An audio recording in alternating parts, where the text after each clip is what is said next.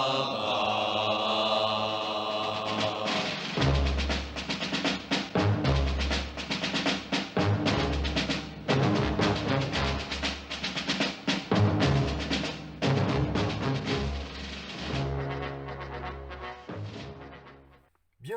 ok, ça y est, je me lance. Je vais faire cette fameuse première journée. Aujourd'hui, on m'a proposé filmage et palettisation. Apparemment, ça devrait être un peu physique. Euh, je vais voir. Je vais voir. Je suis un peu comme un gamin. Je suis un peu comme un gamin. J'aurais vraiment préféré rester dans le soin avec mes collègues. Peut-être qu'un jour ils me rappelleront. C'est peu probable. Je reste inquiet pour mes collègues. En attendant, eh bien, je vais aller me détendre les neurones et puis me les retendre sur d'autres choses, sur d'autres territoires. Et puis je vous tiens informé. Essayez de faire quelques photos. Voilà, un journal d'Eric hein, pour dire que toujours non vacciné, fort dans la bonne humeur et je vais m'en sortir. La preuve en est quoi, je vais m'en sortir. Je vous tiens au courant sur la suite. A few moments later.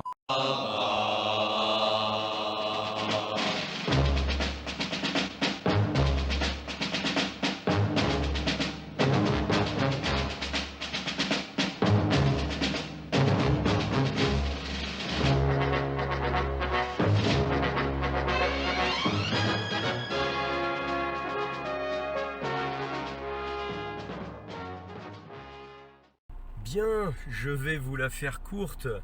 Après cette première journée passée dans, je peux pas vraiment dire une usine, une plateforme logistique. Hein. En fait, alors qu'est-ce que c'est que ce truc comme je vous l'avais dit vite fait, on met des vêtements dans des cartons et on les envoie en expédition.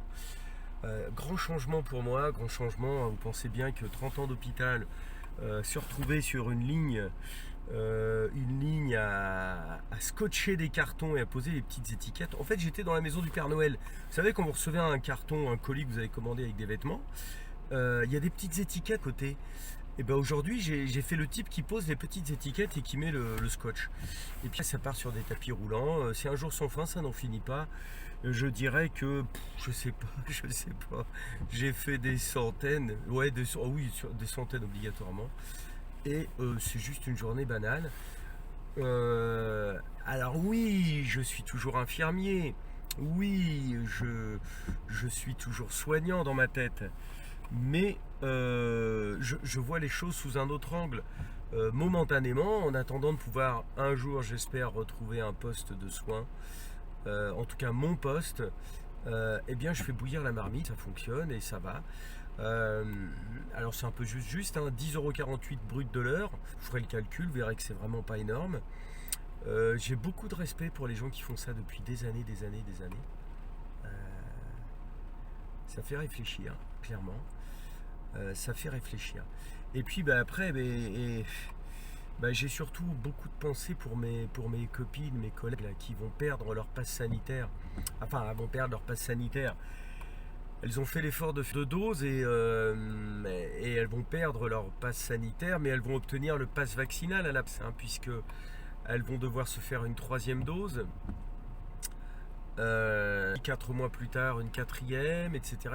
hein. Vous savez que Ursula von der Leyen, la présidente de la Commission européenne, a acheté des milliards de doses à Pfizer, l'équivalent de 10 doses par personne. D'accord ? Ça y est, c'est signé, c'est vendu, c'est acheté. Hein. La facture est envoyée, le paiement est en cours. Il n'y a plus qu'une affaire de livraison et de date pour mes collègues et pour tous les autres. Donc je suis inquiet pour elles, je suis inquiet pour leurs enfants, je suis inquiet pour les femmes enceintes évidemment. Tout ça vous le savez déjà. Et en attendant, moi je suis sur un poste de logistique au lieu d'être à l'hôpital, ou au lieu d'être sur un poste de soins, ou au lieu d'être au plus près des patients SARS-CoV-2, puisque j'aurais bien aimé le rattraper, ça m'aurait donné 6 mois, ce SARS-CoV-2 là. Ça m'aurait donné un petit pass de 6 mois. Eh ben non, j'arrive pas, j'arrive pas. Et je peux vous assurer que j'ai fait chose.